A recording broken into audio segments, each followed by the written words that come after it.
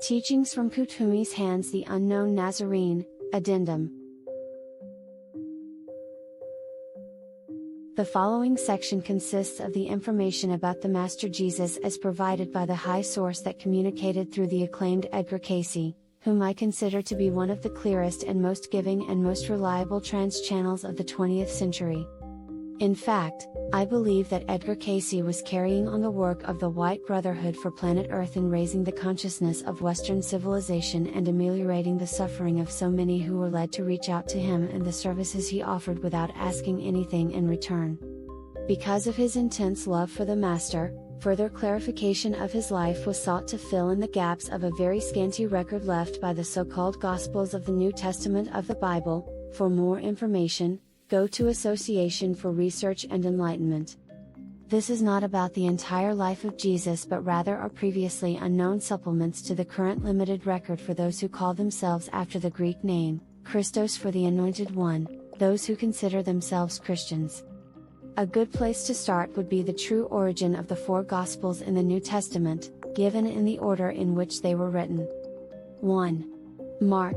This first account was written by the nephew of Mother Mary, John Mark, in the year of 59 AD when he was 43 years old. It was written in collaboration with Peter and Barnabas but was principally dictated by Peter before he was taken to Rome. John Mark was often referred to as Marcus, the name of his father, and thus the name associated with this Gospel, Marcus. 2. Matthew. This was written by one of the same name about 15 years after the Gospel of Mark was written.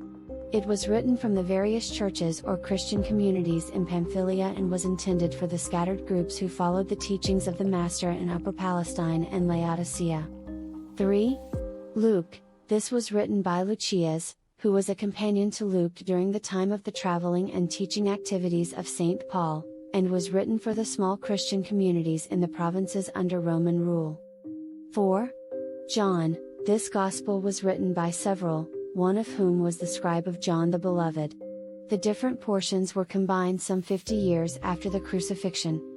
Mary, the mother of Jesus, was also immaculately conceived and was trained and educated in the Essene school of the prophets at Mount Carmel.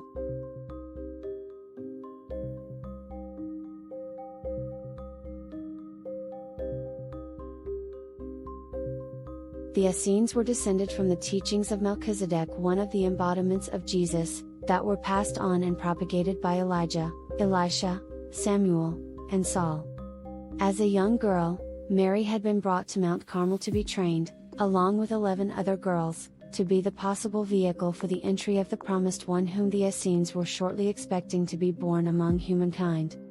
When the time had come for the choosing of the vehicle, all 12 girls were brought to the Mount Carmel temple for a ceremony and ascended the steps of the temple one after the other. When Mary reached the top step, there was thunder and lightning, and the archangel Gabriel appeared, taking her by the hand and leading her to the altar for the consecration. Announcement was made to all those present, and this was the manner of the choosing. She was 16 years old at the time. The marriage of Joseph to Mary, Yusuf to Miriam, was performed at the same temple. Joseph, incarnation of Saint Germain, was also an Essene and was 36 at the time of the marriage while Mary was 16. Both were of the lineage of the house of David.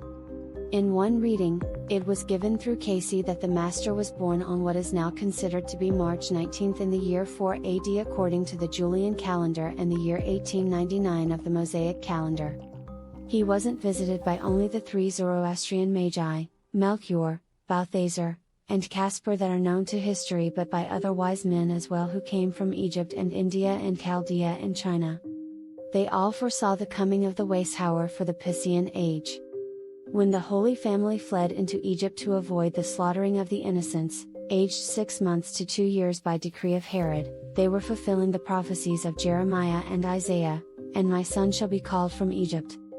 They were preceded and followed by groups of Essenes for their protection and traveled only at night, coming eventually to the vicinity of Alexandria where they remained for a period of 4½ years. Josie was the handmaid who was chosen by the Essene Brotherhood to accompany them and assist Mary. While they were in Egypt, Herod, the Great, died, and he died of a cancer according to the readings. When they returned to Judea, it was to Capernaum that they went, but for most of the education of the young Jesus, that was supervised by the Essenes at Mount Carmel, especially by his principal teacher, Judy, who was involved with his education until he was 15, at which time he was sent to further his development and study and training in the East, to Persia and India and Tibet, etc. He was known as Jeshua, the name being a contraction of Jehoshua, although some other names were given, such as Isa in Tibet and Asu. While he was away during these years, John the Baptist, his cousin, had gone to Egypt for training as an initiate in the Great Pyramid, which was also considered a great temple of initiation. The names of some of his teachers were given, though there were others besides these: 1. Persia, Junner; 2. India, Kajian; 3. Egypt, Zar. After all his years of travel, study, and teaching in various lands, he returned to Egypt to join his cousin John, who had been incarnate as Elijah at the mystery school of the initiates at the Great Pyramid, to eventually take his final initiation before his return to Judea and the start of his ministry. That, in part, was taken in the open sarcophagus of the so-called King's Chamber for 3 days and 3 nights, the initiation being passed successfully.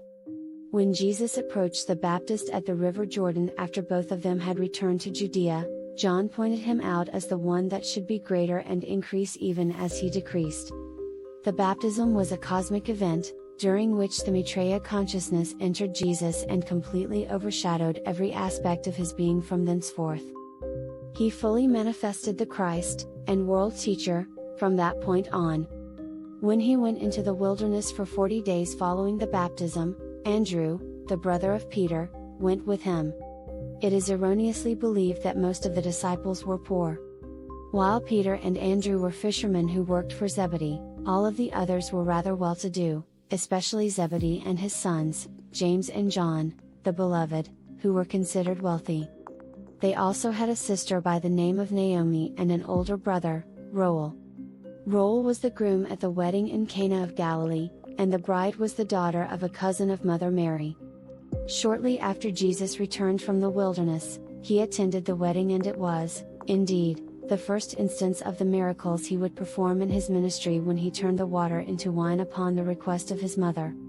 Casey channeled that the water turned into wine only when it was poured forth from the containers, and otherwise remained as water if it wasn't used or needed during the wedding feast. It could be mentioned at this point that Jesus had 3 siblings: James, who was 10 years younger, Ruth the sister, and Jude the youngest brother. It was clarified that Mary, the one called the Magdalene, was the sister of Martha and Lazarus, and consequently was one of the sisters of Bethany where they lived. When she had been found to be an adulteress in the city of Magdala, she was brought before the Sanhedrin, and the high priest in the temple, was judged according to the laws of Moses, found guilty, and condemned to be stoned. Jesus was in the temple at that time, and he was asked to make a statement about the condemnation of this adulteress, as a test by the Sanhedrin. First of all he informed her, "Neither do I condemn thee, neither do I condemn thee." As has been written, he said to the members of the Sanhedrin, "Let him that is without sin cast the first stone. Let him that has been faultless make the first move to fulfill the letter of the law." He then proceeded to write in the sand the sins of each of the members as they looked over his shoulder. She was transformed by the experience and the energy field of Jesus and returned to her home in Bethany. As for her physical description, Casey channeled that Leonardo da Vinci had painted her the most accurately in the Magdalene. She had Grecian and Jewish ancestry, was 5 feet 4 inches tall, weighing around 121 pounds. Her hair was nearly red, and her eyes were blue. Lazarus, the brother of the Magdalene, wasn't the only one raised from the dead. On another occasion, Talita, the daughter of Jairus, was likewise raised with the words, "Talita, Talita," rise.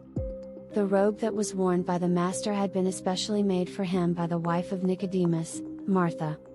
It was not white but rather a pearl gray in color, and was woven entirely in one piece with a hole in the top to pull over the head, being bound at the waist by cords.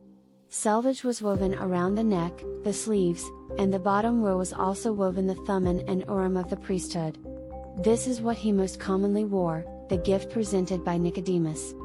For those who have always wondered where the Last Supper was taken, it was in the house of Zebedee, the father of John the Beloved, incarnation of Kuthumi. It was correctly recorded that it was held in the upper chamber of that house.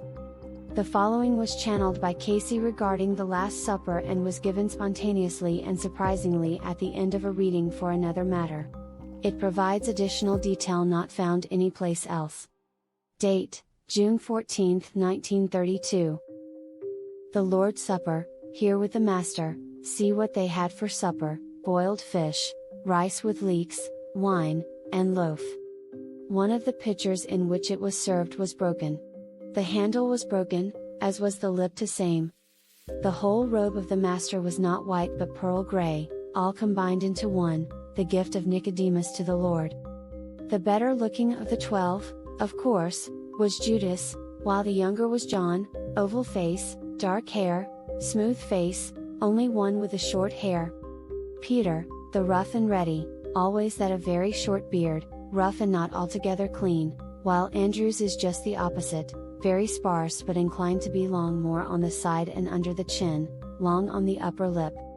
His robe was always near gray or black, while his clouts or breeches were striped, while those of Philip and Bartholomew, incarnation of Muhammad, were red and brown. The Master's hair is almost red, inclined to be curly in portions yet not feminine. Or weak, strong, with heavy piercing eyes that are blue or steel gray. His weight would be at least 170 pounds. Long, tapering fingers, nails well kept. Long nail, though, on the left little finger. Merry, even in the hour of trial. Joking, even in the moment of betrayal. The sack is empty. Judas departs. The last is given of the wine and loaf, with which he gives the emblems that should be so dear to every follower of him. Lays aside his robe, which is all of one piece. Girds the towel about his waist, which is dressed with linen that is blue and white. Rolls back the folds, kneels first before John, James, then to Peter, who refuses. Then the dissertation is to, he that would be the greatest would be servant of all. The basin is taken as without handle and is made of wood. The water is from the gherkins that are in the wide-mouthed shibboleths that stand in the house of John's father, Zebedee. And now comes, it is finished. They sing the 91st Psalm, He that dwelleth in the secret place of the Most High shall abide under the shadow of the Almighty. I will say of the Lord, He is my refuge and my fortress, my God. In Him I trust. He is the musician as well, for he uses the harp. They leave for the garden.